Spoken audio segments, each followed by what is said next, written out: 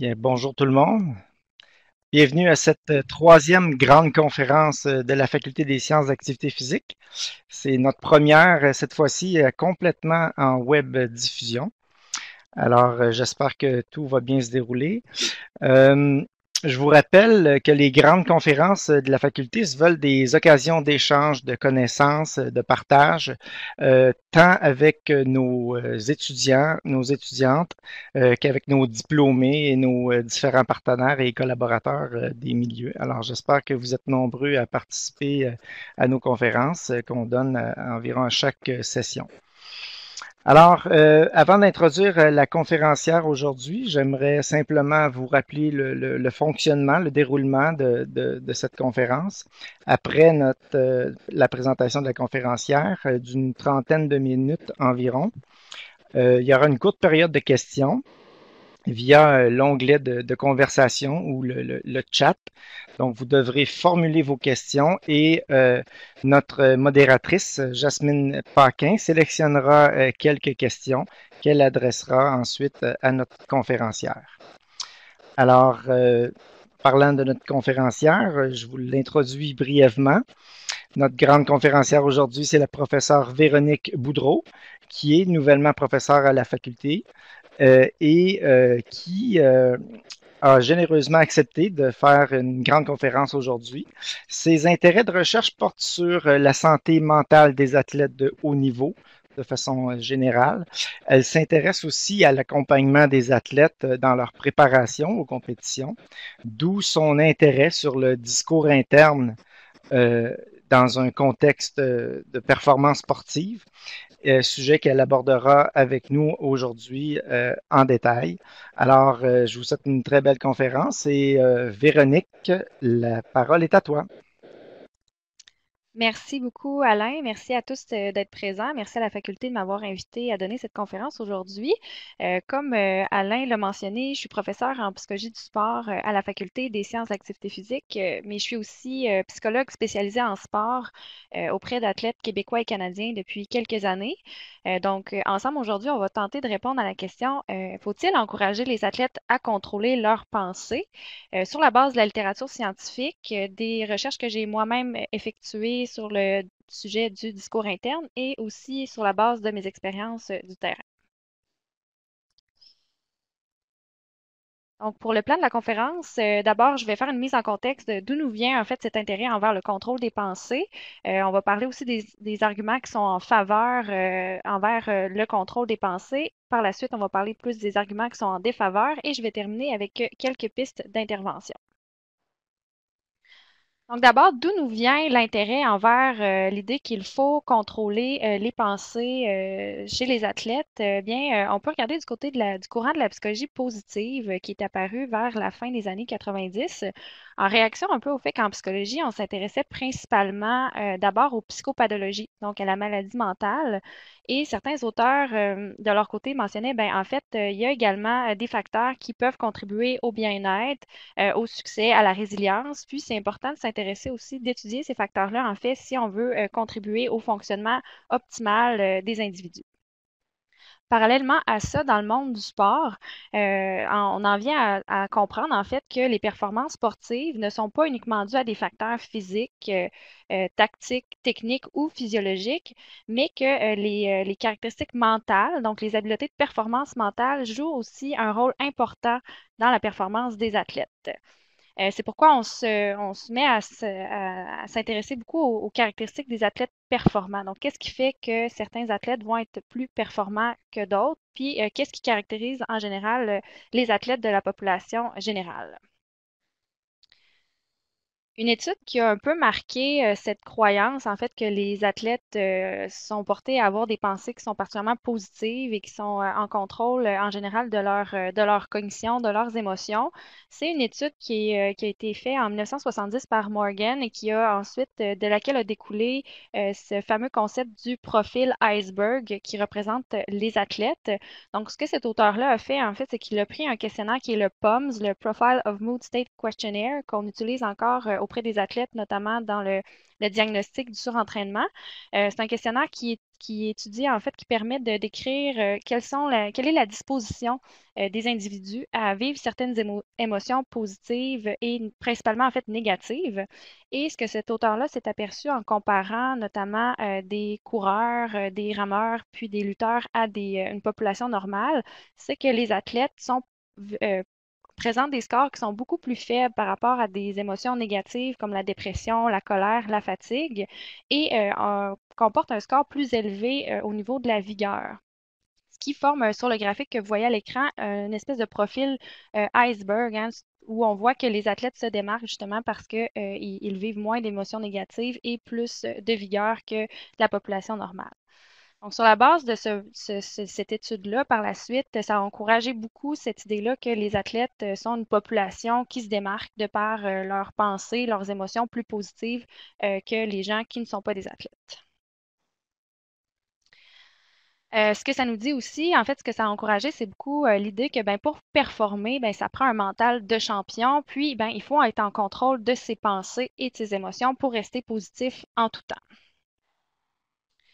C'est ce qui m'amène à vous parler des évidences hein, qu'on a actuellement dans la littérature qui sont en faveur de l'idée selon laquelle, ben oui, c'est important pour les athlètes de contrôler, d'être en contrôle de leurs pensées et de leurs émotions.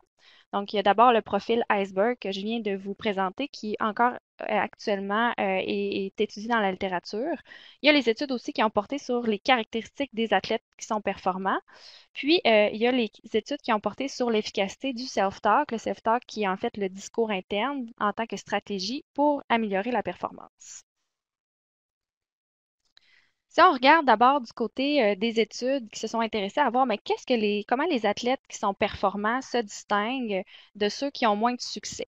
Alors, il y a tout un champ de littérature vers la fin des années 90, début des années 2000, qui s'est intéressé justement à venir comparer, ben, quand on regarde des athlètes qui ont eu du succès, donc qui ont gagné des médailles olympiques, qui se sont sélectionnés sur les équipes nationales ou qui ont remporté des épreuves aux championnats du monde, mais comment ces athlètes-là se distinguent pour aller voir, ben, est-ce qu'ils présentent des caractéristiques particulières? Notamment, il y a cette étude-là de Taylor et ses collaborateurs qui a eu lieu juste après les Olympiques de Sydney, en fait quelques années après les Olympiques de Sydney, et ils se sont intéressés à voir parmi les 176 athlètes de l'équipe américaine qui avaient participé à ces Jeux-là, de voir quelle était la différence en fait entre ceux qui avaient remporté une médaille de ceux qui n'avaient pas remporté de médaille par rapport aux stratégies cognitives qui sont portées à utiliser en entraînement et en compétition. Ce que ces auteurs-là ont observé dans le questionnaire qu'ils ont administré aux participants, en fait, à ces athlètes-là, c'est que les athlètes qui avaient remporté une médaille aux Jeux olympiques de Sydney présentaient un meilleur score au niveau du contrôle émotionnel par rapport aux athlètes qui n'ont pas remporté une médaille à ces Jeux-là. Et les athlètes médaillés présentaient également des scores plus faibles au niveau des pensées négatives par rapport aux athlètes non médaillés. Donc ça, c'est une étude quand même importante qui a beaucoup marqué la littérature en psychologie du sport. Il y en a eu d'autres, quelques-unes études aussi qui se sont attardées un peu à regarder vraiment spécifiquement du côté de la gestion des pensées, du discours interne, en fait, des athlètes, comment on peut distinguer les athlètes qui ont du succès de ceux qui ont moins de succès. Puis, c'est un peu ça qu'on remarque. Donc, par exemple, au niveau des gymnastes, dans une étude, on a observé que les gymnastes de l'équipe qui s'étaient sélectionnés, en fait, dans l'équipe nationale, présentaient plus de self-talk positif comparé aux athlètes non sélectionnés. Puis, on observe dans d'autres études, justement, que les athlètes présentent moins de discours internes négatifs et aussi une meilleure gestion de leurs pensées en général. En plus de ça, donc, un peu plus, en fait, dans les années similaires, on s'est mis à s'intéresser aussi à un concept qu'on appelle la force mentale, mental toughness, qui est encore beaucoup à la mode aujourd'hui et qu'on cherche encore à bien comprendre dans la littérature, hein, qui, en fait, consiste à cette tendance-là qu'ont les athlètes de haut niveau à être capables de bien performer, demeurer très optimistes, en contrôle d'eux-mêmes durant les défis qui se présentent à eux, donc même dans les moments les plus importants. Et actuellement, c'est encore difficile de trouver une définition du concept de la force mentale qui fasse l'unanimité auprès des différents chercheurs et auteurs. Mais quand on regarde l'ensemble de ces définitions-là, bien, le contrôle mental, donc cette capacité à contrôler ses pensées et son discours interne, son self-talk, ben, c'est considéré comme étant une composante centrale de la force mentale dans différentes définitions qui sont encore actuelles aujourd'hui. Donc, ça nous montre à quel point c'est un concept qui est présent et qui est beaucoup d'influence là, dans le domaine. Si on se tourne du côté des études expérimentales, en fait, il y a tout un champ de littérature qui porte sur le self-talk. En anglais, en français, on le traduit le discours interne comme étant une stratégie vraiment sous forme, par exemple, de mots-clés qu'on va demander à l'athlète d'utiliser à des moments précis sur la performance sportive. Il y a tout un champ de littérature qui a porté là-dessus. Différents auteurs ont tenté de voir, ben, est-ce que si on amène certains athlètes à contrôler ce qu'ils disent dans leur tête sous forme de mots-clés précis, est-ce qu'on va amener une meilleure performance ou encore un meilleur apprentissage de certaines tâches? La plupart de ces études-là ont voulu voir, en fait, si on utilise des mots-clés qui visent spécifiquement à augmenter la motivation ou encore la technique ou la concentration, quel impact ça va avoir sur soit la performance ou l'apprentissage. Puis, de manière générale, quand on regarde un peu une vue d'ensemble de ces études-là, il y a des études effectivement qui ont démontré que si on amène l'athlète à contrôler ce qui se dit dans ta tête, ben, on peut avoir un effet sur la performance, sur l'apprentissage. Dans une méta-analyse, notamment sur 32 études qui avaient porté sur des interventions de self-talk, on observe une taille d'effet qui est à peu près modérée, là. Donc, ce que ça nous dit, en fait, c'est que oui, il y a certaines études qui ont démontré une efficacité, mais il y a quand même encore des résultats qui sont inconsistants à ce sujet-là. Ce qu'il faut savoir aussi, c'est que la plupart des études qui ont été faites sur le self-talk ont été faites en laboratoire où on consistait à répliquer des tâches là, qu'on observe habituellement sur le terrain. Même plusieurs de ces études-là, c'était par exemple des participants qui étaient amenés dans une tâche de lancer du dard, à voir si leur performance à ce lancer-là était améliorée. Donc, ce n'était pas nécessairement des populations d'athlètes, surtout particulièrement des étudiants ou une population de non-athlètes. Si on regarde maintenant du côté des évidences qui vont davantage vers le fait que bien ce serait contre-productif finalement d'amener les athlètes, de les encourager à être en contrôle de leurs pensées et de leurs émotions, bien il y a les études qui ont porté sur le self-talk et la performance sportive, mais qui n'ont pas permis de démontrer son efficacité. Il y a aussi les théories attentionnelles qui portent sur le phénomène d'affaissement et il y a également tout ce qu'on connaît aujourd'hui de l'état de flow, hein, qui est l'état d'être dans sa zone, là, qui est bien connu chez les athlètes. Donc, si on jette un œil aux études expérimentales, tout à l'heure, je vous disais, bon, ben, si on regarde au niveau d'ensemble, bien oui, il y a des études qui ont permis de démontrer que le self-talk peut être efficace pour améliorer la performance ou l'apprentissage.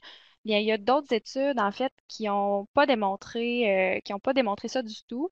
Puis, si on regarde à ce jour, l'ensemble des études, on n'arrive pas à conclure que le self-talk qui est négatif nuit à la performance. Donc, dans l'ensemble des études qui ont été réalisées pour le savoir, certaines ont démontré que dans des tâches, quand on demande à un athlète de se parler négativement dans sa tête, ça va avoir un effet négatif sur la performance. D'autres ont montré que ça n'avait pas d'effet. Puis d'autres ont même montré qu'à certaines occasions, ça pouvait avoir un effet positif sur la performance sportive. C'est le cas notamment d'une étude qui a été réalisée par Hamilton et ses collaborateurs auprès des cyclistes. Donc, ce qu'ils ont fait, ces auteurs-là, c'est qu'ils ont répliqué une tâche sur vélo stationnaire et ils ont contrôlé en fait ce que les participants se disaient dans leur tête. Donc, après avoir fait une première tâche où les cyclistes n'étaient pas exposés à aucune intervention, donc c'est comme un niveau de base où les cyclistes étaient amenés à faire une performance de 20 minutes sur le vélo stationnaire. Et par la suite, on leur demandait, on les assignait soit à une tâche où ils se disaient des pensées positives ou à une tâche où à ce moment-là, on leur faisait jouer en fait une cassette qui répétait des pensées plus négatives, comme par exemple, j'ai très mal aux jambes, la compétition se déroule mal pour moi en ce moment.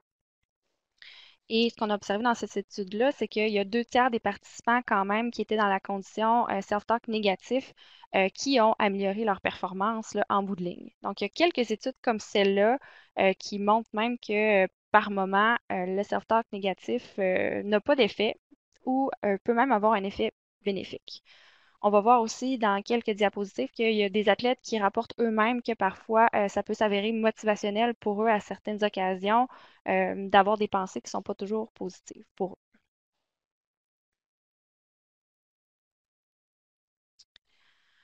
Un concept vraiment important qui est particulièrement d'intérêt quand on s'intéresse à la notion de contrôle des pensées, contrôle des émotions, c'est le phénomène d'affaissement qu'on connaît en anglais sous le nom de choking, qui est un phénomène en fait qui dérange beaucoup les athlètes, qui dérange beaucoup les entraîneurs, puis qui donne beaucoup de travail aux psychologues sportifs, qui est le phénomène qui se produit quand un athlète va systématiquement performer beaucoup en dessous de ses standards de performance quand la compétition devient importante. Et c'est ce qu'on observe aussi parfois quand l'athlète va vivre des blocages ou vraiment des contre-performances là, dans des événements importants. Il y a différentes théories qui permettent d'expliquer ou en fait qui proposent des explications pour expliquer qu'est-ce qui se fait que le phénomène de choking ou d'affaissement peut se produire.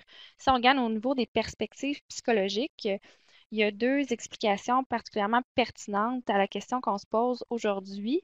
La première, c'est le fait que quand l'athlète se retrouve dans une compétition importante, bien nécessairement, il y a plus d'anxiété qui se présente puisque l'importance de l'événement est plus grande pour lui. Généralement, ce qui va arriver, c'est qu'il va y avoir plus de distractions. Des distractions autant externes, comme par exemple les gens dans les estrades, ou des distractions aussi qui peuvent être internes, donc les pensées qui sont justement à gérer ou que l'athlète peut vouloir essayer de contrôler. Donc, ces distractions-là, qui sont à la fois externes et internes, vont causer des distractions finalement qui vont nuire à la concentration de l'athlète sur ce qu'il devrait faire pour être en mesure de rendre une bonne préparation ou une bonne performance sportive.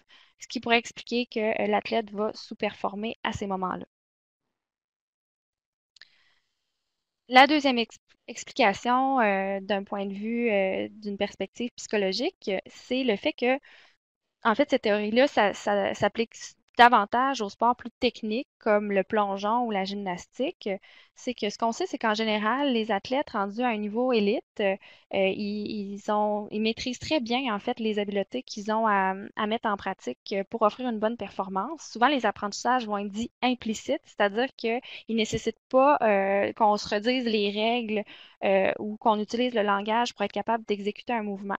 Un peu comme nous, on pratique la marche ou le vélo, ben, on n'a pas besoin à chaque fois de se redire ben, comment il faut faire pour marcher ou pour faire du vélo. C'est vraiment des gestes qui sont davantage automatisés.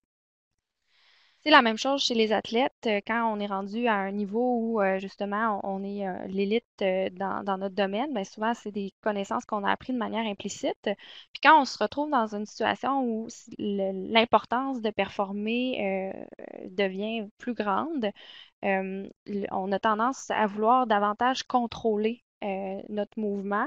Et ça, ce que ça peut avoir comme effet, c'est que ça va venir nuire finalement aux mouvements qui sont normalement automatisés et qui sont bien maîtrisés. Donc, on appelle ce phénomène-là le réinvestissement des connaissances implicites, qui fait en sorte justement que certains athlètes vont vivre des blocages ou vont sentir qu'ils ne sont pas capables de rendre la performance dans les moments vraiment décisifs. Donc, les implications de ces théories-là, je vous dirais, sont encore, il n'y en a pas une de ces deux-là qui fait consensus, là. On penche plutôt vers peut-être un mixte, une combinaison de ces deux explications-là pour pouvoir expliquer justement le phénomène d'affaissement. Mais ce que ça nous dit, c'est que ben, il faut libérer les ressources attentionnelles chez les athlètes. En fait, il faut diminuer le flot de pensée qu'ils peuvent avoir durant une performance. Et là, c'est bien beau tout ça. Vous pourriez me dire, ben justement, les athlètes, il faut éviter, faut éviter, faut prévenir qu'ils aient trop de pensées. Donc, il faudrait leur dire de ne pas penser durant une performance ou de contrôler ce qu'ils se disent. Par contre, on sait maintenant que c'est des choses très difficiles. Si je vous demande en ce moment, par exemple, de faire un effort conscient, délibéré, volontaire pendant les prochaines secondes pour éviter de penser à un beigne. Donc, je vous demande de vraiment faire l'effort de ne pas penser à un beigne. Ce qui risque de produire, c'est que vous allez très fortement, en fait, probablement penser à un beigne si je vous demande de faire l'effort de pas y penser. Pourquoi? En fait, c'est ce qu'on connaît sous le nom de la théorie des processus ironiques de pensée. C'est que, en fait, la tentative délibérée de vouloir supprimer une pensée, donc de vouloir vraiment réprimer, contrôler une pensée, mais ce que ça fait, c'est que ça la rend plus susceptible d'apparaître. Pourquoi? C'est que quand j'essaie de vraiment supprimer quelque chose qui me survient automatiquement dans ma tête, comme une pensée négative durant une performance sportive, si l'athlète, par exemple, a tendance à se dire je suis pas bon, je vais pas y arriver, puis que là, son entraîneur lui dit ben pense pas à ça durant ta performance. Donc, l'athlète va essayer très fort de supprimer cette pensée-là, mais ce qui se produit, c'est que pour être capable de supprimer une pensée involontaire, ben, il y a une espèce de processus qui vient justement être là pour détecter la présence de la pensée à supprimer, pour ensuite envoyer le message au processus qui, lui, est davantage conscient que là, la pensée vient d'apparaître et qu'il faut donc la supprimer. Donc là, on comprend que dans un contexte de performance où il y a déjà beaucoup de distractions à gérer, il y a beaucoup de, c'est le moment vraiment décisif pour mettre en place tout ce qu'il faut pour bien performer. Donc, les ressources attentionnelles sont déjà grandement sollicitées. Il y a un risque encore plus grand que ce phénomène-là se produise et qu'il y ait en plus de ça une surcharge là, au niveau des ressources attentionnelles et des cognitions, ce qui nous amènerait plus fortement, en fait, plus probablement vers un phénomène d'affaissement dans certains cas. Donc, pour cette raison-là, de chercher à vouloir absolument supprimer une pensée, c'est pas une solution qui fonctionne. On n'a qu'à penser aussi aux gens qui font de l'insomnie. Le seul fait de penser à ne pas penser à avoir peur de dormir, ben, peut les tenir éveillés là, toute une nuit. C'est un peu à cause de ce processus-là qu'on connaît mieux aujourd'hui. Un concept qui est important à prendre en compte aussi dans cette question-là, c'est le fameux état de flow ou l'état d'être dans sa zone qui correspond à l'état optimal, en fait, l'état considéré, l'état mental considéré optimal à une performance sportive que les athlètes décrivent quand ils vont se sentir vraiment en parfaite harmonie avec l'activité, le sport qu'ils sont en train de faire. Donc, c'est un état qu'on connaît comme étant lorsqu'une personne va être vraiment plongée dans l'activité, dans un état maximal de concentration, elle va se sentir vraiment en harmonie avec ce qu'elle est en train de faire. C'est un concept qu'on connaît assez difficile à reproduire puisque c'est assez complexe de bien l'étudier, de bien le décomposer. Par contre, ce que les auteurs ont cherché à faire, c'est de demander à des athlètes, en fait, de décrire leur expérience quand ils se retrouvent dans l'état de flow, parce qu'on s'apercevait que plusieurs athlètes qui avaient eu beaucoup de succès rapportaient un peu le même genre d'état qui se caractérise par ce que je viens de vous présenter. Puis, ce qui est assez consistant d'une étude à l'autre, c'est le fait que les athlètes vont rapporter avoir une très faible conscience d'eux-mêmes, ce qui signifie de peu, peu d'importance accordée à leurs pensées ou à leurs émotions, puis d'être un peu dans ce qu'on connaît comme étant un mode automatique, comme s'ils fonctionnaient sur le pilote automatique. Ce qui se traduit finalement par très peu d'activité au plan des pensées ou de tentatives de vouloir contrôler ce qui se produise dans leur tête durant une performance sportive. C'est bien beau ce que je viens de vous présenter. Donc là, c'est vraiment au plan plus théorique. Puis, on peut se demander, mais qu'est-ce qu'il y en est réellement sur le terrain, hein? Qu'est-ce qui se passe dans la réalité des joueurs? Puis, moi, c'est ce qui m'a particulièrement intéressé quand j'ai réalisé mon doctorat dans le cadre de deux études.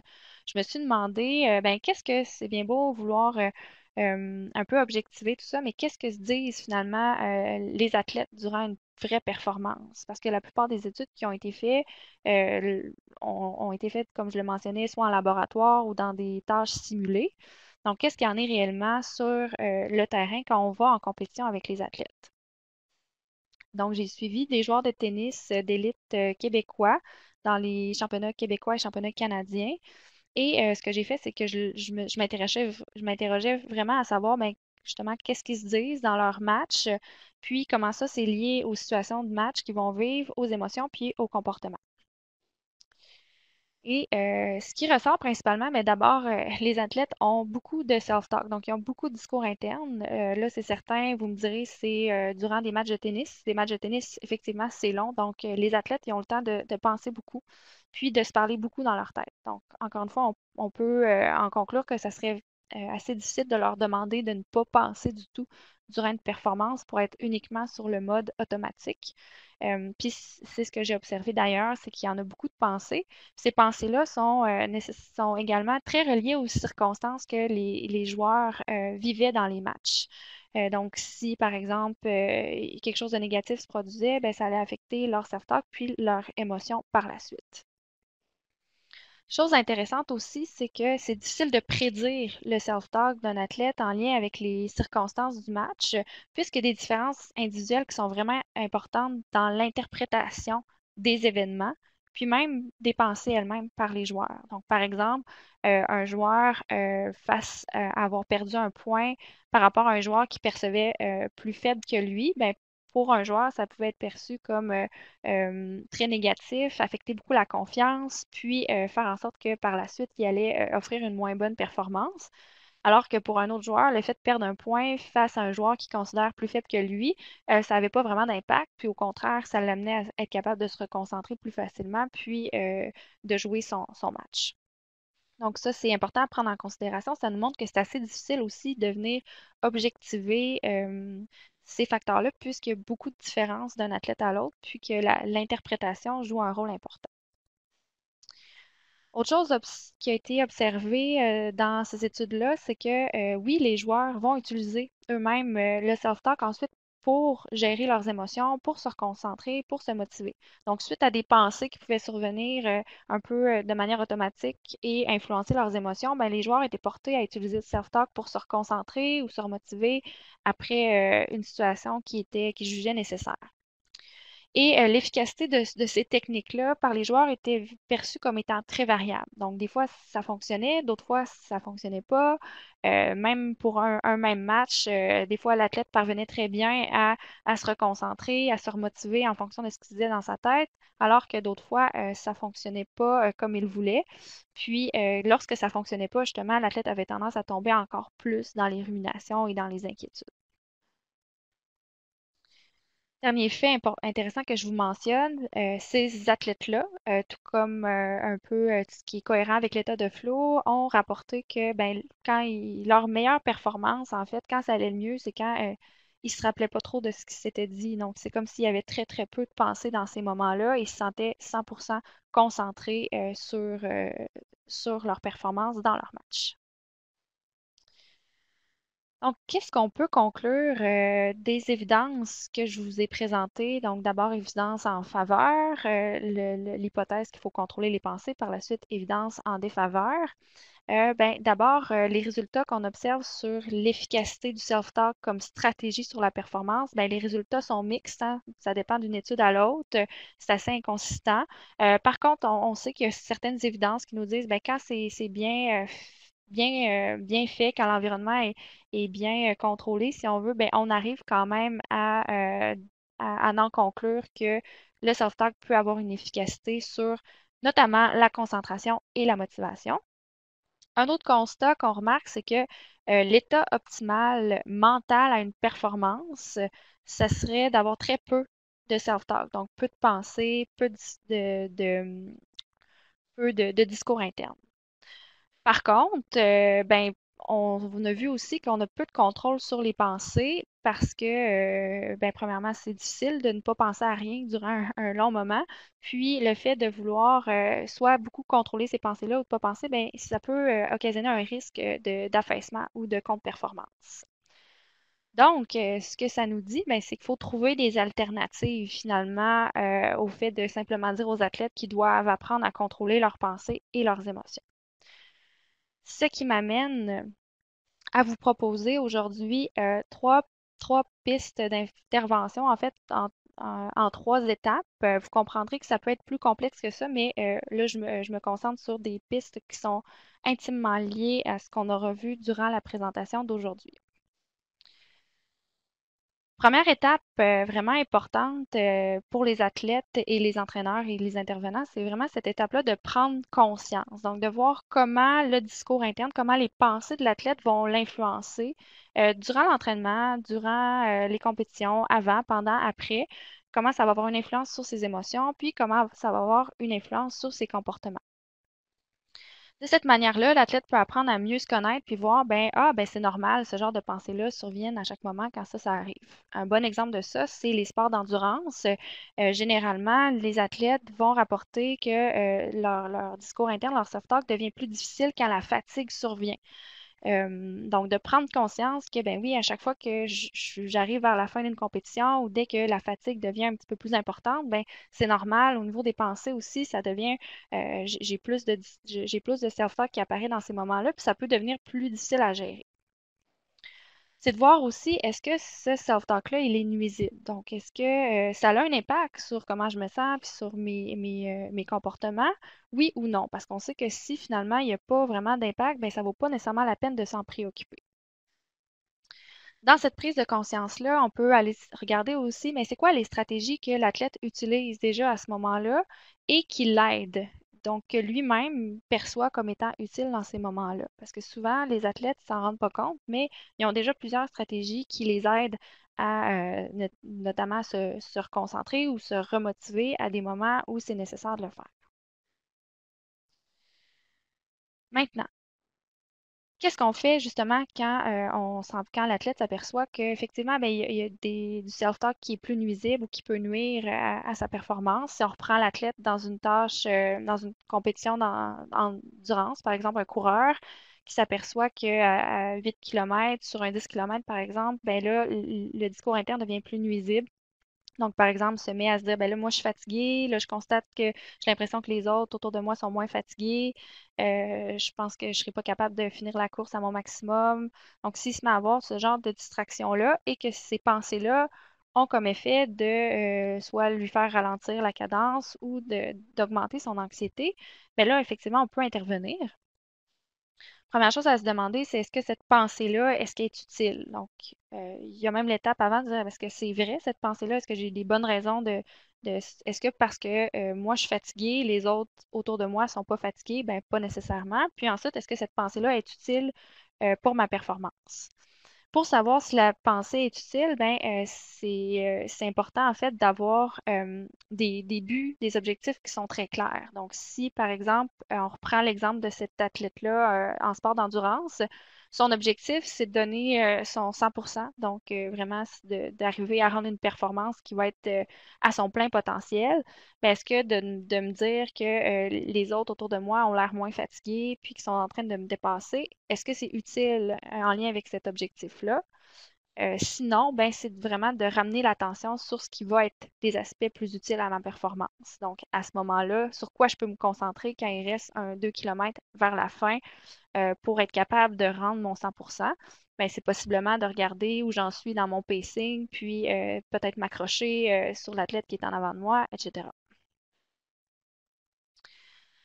Euh, une dernière chose qui est importante aussi à mentionner ou à apprendre à concevoir avec les athlètes, c'est que finalement, une pensée, ben, c'est juste une pensée, hein. C'est pas nécessairement le reflet de la réalité. C'est pas parce que je me dis une chose que c'est nécessairement vrai ou que je suis nécessairement obligée de lui accorder une importance ou une attention. Donc ça, c'est une chose aussi qu'on peut considérer là, quand on discute avec les athlètes.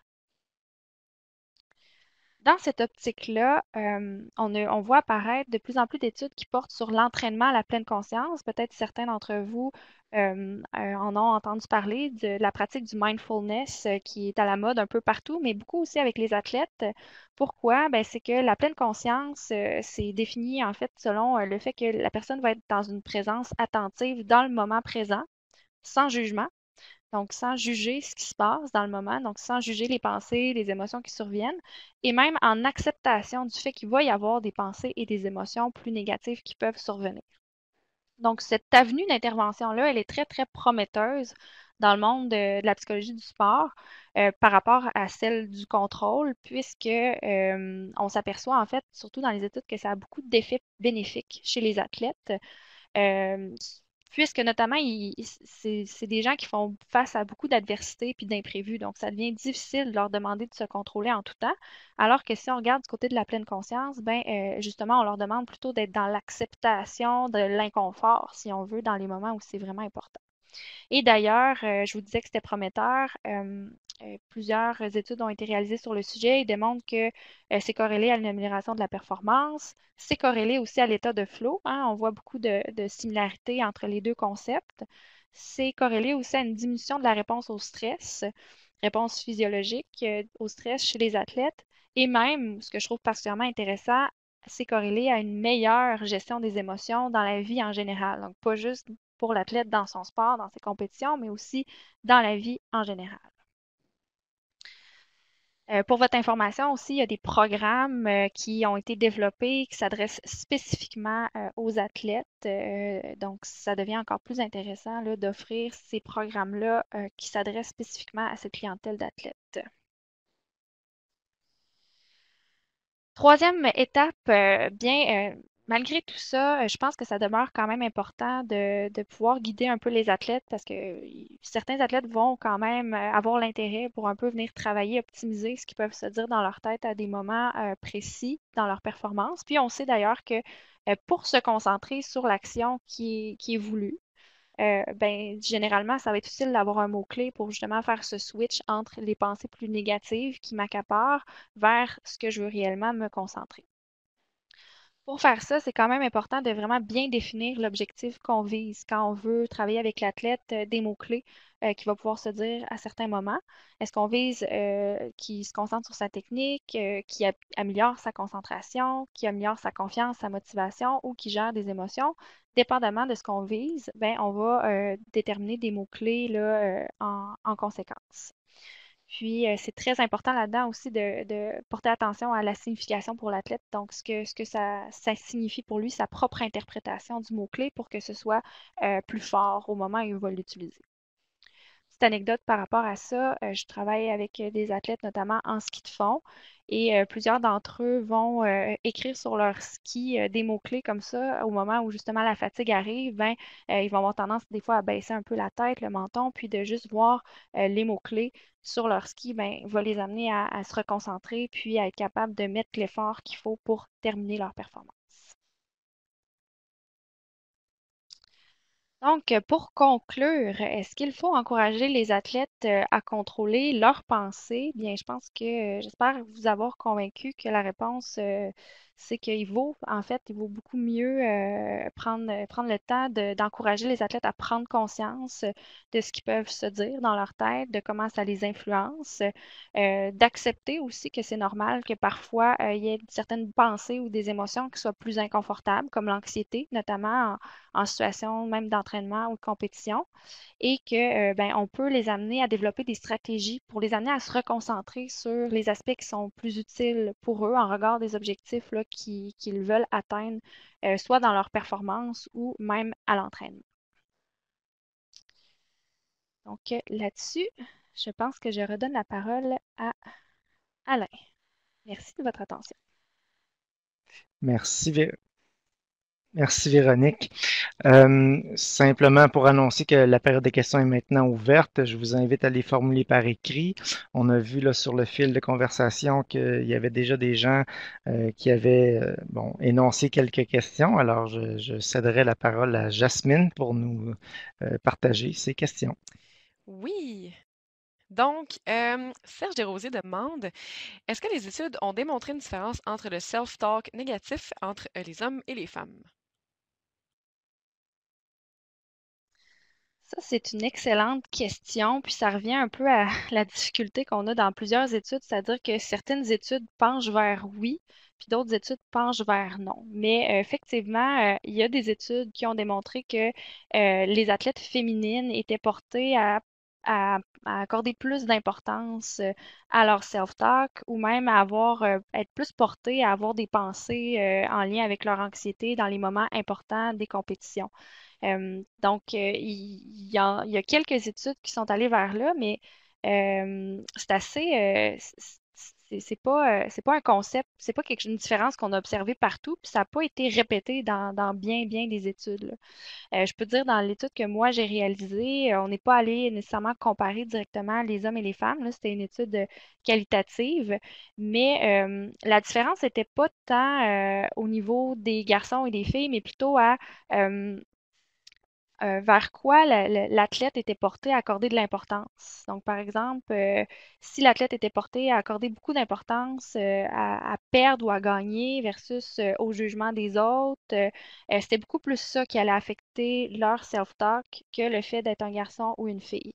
Après, c'est sûr qu'on peut aller peut-être un petit peu plus loin dans l'interprétation puis se dire, ben, c'est vrai que des fois, on remarque que les filles ont un peu plus tendance à être portées, à être préoccupées parce que ce que les autres peuvent penser d'eux durant une performance. Mais quand on va au niveau des athlètes, ben, on s'entend que tous les deux font face, en fait, là, vraiment, elles sont exposées au jugement. Donc, les différences s'observent plus par rapport à l'importance qu'ils vont accorder par rapport à ça. Faut que j'en monte un peu.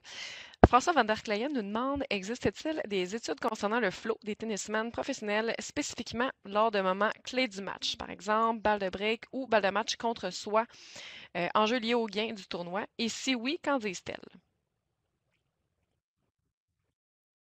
Excellente question, François. Je n'ai pas vu de telles études. Puis, c'est sûr, moi, je m'y suis intéressée beaucoup à la littérature. Là, ça fait peut-être 2 ans là, que je suis plus au niveau de la santé mentale. Il y en a peut-être. Par contre, c'est vraiment difficile hein, d'aller étudier le self-talk des athlètes durant les moments clés d'un match. C'est la difficulté qu'on a en recherche. Tu sais, ça pose problème dans la méthodologie là, d'aller vraiment en situation comme de match concret, puis d'aller voir, ben, est-ce que, tu sais, qu'est-ce que l'athlète va se dire à ce moment-là, puis comment ça va être lié à l'issue du match. Donc, j'ai pas vu de telles études, puis il y en a peut-être qui sont apparues, mais d'après moi, encore à ce jour, c'est ça, on trouve ça difficile là, d'aller soit recréer des situations réelles ou vraiment d'aller sur le terrain avec les athlètes, là. C'est une Il y question a bien Harrison précise. Laflamme qui demande, le self-talk, c'est bien, mais en somme, ça revient à contrôler les distracteurs, non pour protéger la bulle, pardon, ou la zone. Euh, peux-tu reformuler, Le Jocelyne? Je suis pas self-talk, c'est certaine. bien, Des mais fois, en je peux somme, la ça revient trouver. à contrôler les distracteurs, non pour protéger la bulle ou la zone. Donc, c'est vraiment formulé sous forme de question, là. En Oui, fait, oui. est-ce que l'affirmation ici est vraie? Oui, mais oui, en fait, c'est totalement ça. En fait, ça revient à la gestion des distractions. Donc, c'est très bien. Alison a bien compris, en fait, le résumé de la présentation. Euh, le self-talk, ça peut être vu comme étant une distraction, comme n'importe quelle autre distraction. Donc, je peux être distraite par mon adversaire qui vient de faire tel mouvement. Je peux être distraite par mon entraîneur qui vient de me crier quelque chose durant le match. Je peux être distraite par des sensations physiques parce que je suis un athlète d'endurance puis je me mets à être vraiment mal aux jambes. Puis je peux être distraite aussi par des pensées plus négatives. Donc, l'enjeu est toujours de comment on va gérer ces distractions-là. Là, on parle vraiment pour des performances sportives en compétition, mais ça revient exactement à ça. Donc, d'amener les athlètes à voir leurs pensées comme étant une distraction, finalement, comme n'importe quelle autre distraction externe qu'ils peuvent vivre durant une compétition. Il y a Oriane Paquette qui demande s'il y aurait des différences dans le self-talk selon le sport individuel ou d'équipe. Oui, en fait, c'est certain qu'il y a des différences. Par contre, là, je ne sais pas si dans la question on faisait appel aux différences, est-ce que le self-talk est plus positif ou plus négatif? Ça, je crois pas qu'on l'ait regardé. Mais c'est sûr que dans les sports d'équipe, ben, vers quoi on va diriger notre attention, ça va être différent versus les sports individuels. Puis les différences qu'on observe, c'est surtout par rapport au type de sport. Donc, les sports plus techniques, ben, généralement, le self-talk va porter plus sur des aspects techniques, alors que les sports comme d'endurance, ben là, on va parler des pensées associatives et dissociatives. Donc, la personne qui est seule dans une performance peut avoir des pensées qui vont être liées à ce qui se passe dans son corps, dans sa tête, dans ses sensations physiques versus à l'extérieur d'elle-même. Donc, différemment, dépendant du sport, ben, c'est certain que le type de pensée que l'athlète va avoir va être différent, mais par rapport à est-ce que le self-talk est plus optimal chez les athlètes de sport d'équipe ou de sport individuel, ça, je ne pourrais pas dire. Je me demande s'il y aurait une différence entre les groupes d'âge.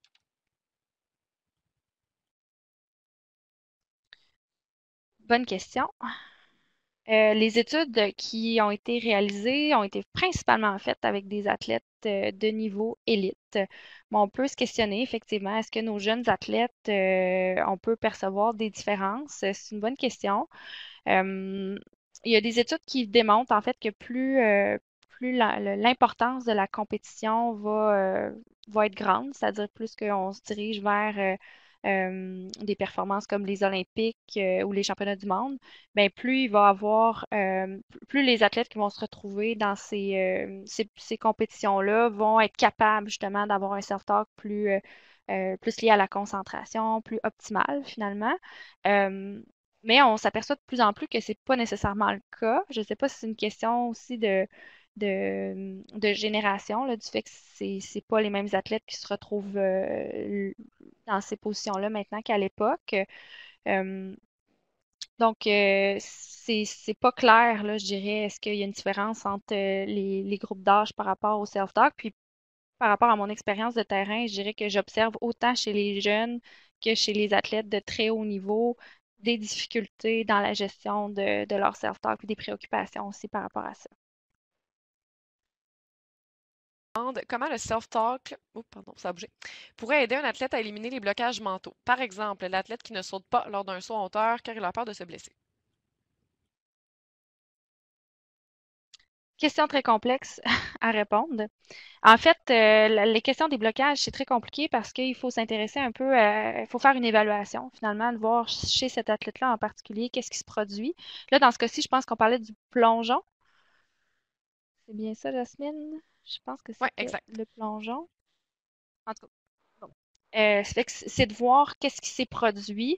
Puis c'est toujours, tu sais, je reviens aux théories que je vous ai présentées par rapport au phénomène d'affaissement. Quand on pense au sport technique, souvent, c'est beaucoup l'hypothèse du qu'on appelle le self-conscious theory, où la tête va être très, très focusée sur ce qui se passe à l'intérieur de lui. Donc, ses pensées, ses émotions, et il va vouloir généralement offrir trop de contrôle finalement dans son geste, puis ça peut nuire à la performance sportive parce qu'il va être porté comme à décomposer chaque règle ou chaque instruction que ça prendrait pour réaliser son mouvement.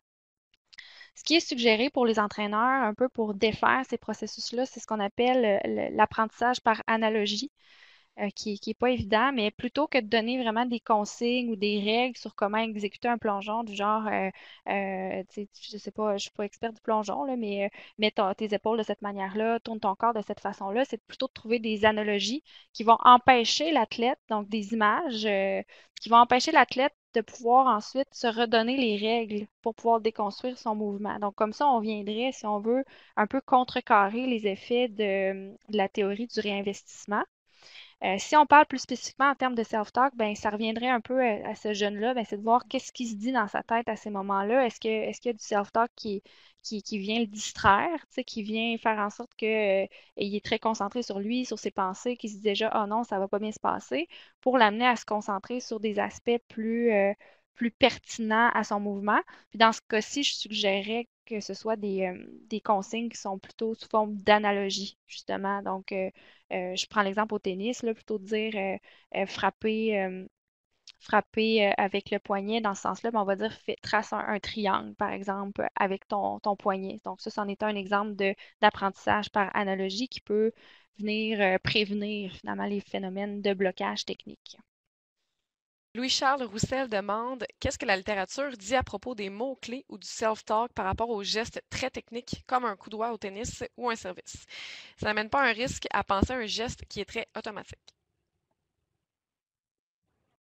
Oui, ben ça revient un peu à ce que je viens de mentionner, là. Idéalement, dans les sports plus techniques, à cause des théories qu'on connaît sur l'affaissement ou le choking, ben, on recommande justement davantage axer sur des analogies.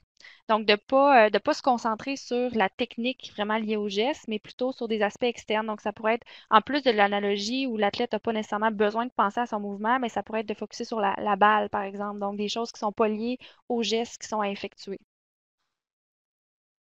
Vanderkleyen aussi qui voulait revenir sur ta réponse. Comment fait-on pour appréhender le discours interne des athlètes ou joueurs en cours de match ou compétition d'un point de vue méthodologique? Existe-t-il certaines techniques précises qui permettent d'aller chercher ces pensées autrement qu'en reproduisant des situations spécifiques? Oui, ben maintenant, il existe, en fait, il y a pas de méthode parfaite, là, c'est ça le problème. Il y a différentes technologies là, qui ont été développées, mais c'est difficile écologiquement, puis souvent les milieux, tu sais, si on regarde, de demander à des athlètes dans des matchs, par exemple, de s'enregistrer. Donc ça, c'est une technique, c'est une des méthodologies qu'on essaie d'employer. Donc, que l'athlète puisse enregistrer son self-talk tout de suite après, ou qu'il les dise à voix haute, par exemple, durant une performance sportive. Mais on comprend que dans un match, c'est pas très réaliste là, de fonctionner comme ça. Les auteurs vont fonctionner par vidéo. Donc, vraiment filmer l'athlète durant sa performance, puis après revoir très, très peu de temps après son match la performance pour essayer de simuler justement le rappel. Mais ça pose beaucoup de défis là, dans la plupart des sports parce que on vient nuire, si on veut, là, on peut nuire à la performance, justement, à l'athlète qui va se concentrer à se rappeler ou à nous dire ce qu'il est en train de penser versus faire sa performance, ben, c'est pas très écologique, là. Donc, c'est un défi important. Donc, hormis des très bons commentaires sur ta présentation, Véronique, il n'y aurait pas d'autres, il y aurait pas d'autres questions sur ta présentation. Parfait. Alors, je te remercie, Véronique. Ça a été très généreux de ta part de faire une présentation et de partager ton expertise et ton expérience avec les participants. Alors, je voudrais aussi remercier Jasmine, notre modératrice. Merci beaucoup de ton temps, Jasmine. Merci au support technique, à Mathieu Vien particulièrement. Et remercier tous les participants. J'espère que ça vous a plu et que vous serez aux aguets là, lors d'une annonce d'une prochaine conférence que nous tiendrons vraisemblablement à l'hiver, au courant de l'hiver. Alors, merci à tous et au plaisir. Au revoir. Merci beaucoup. Merci à tout le monde.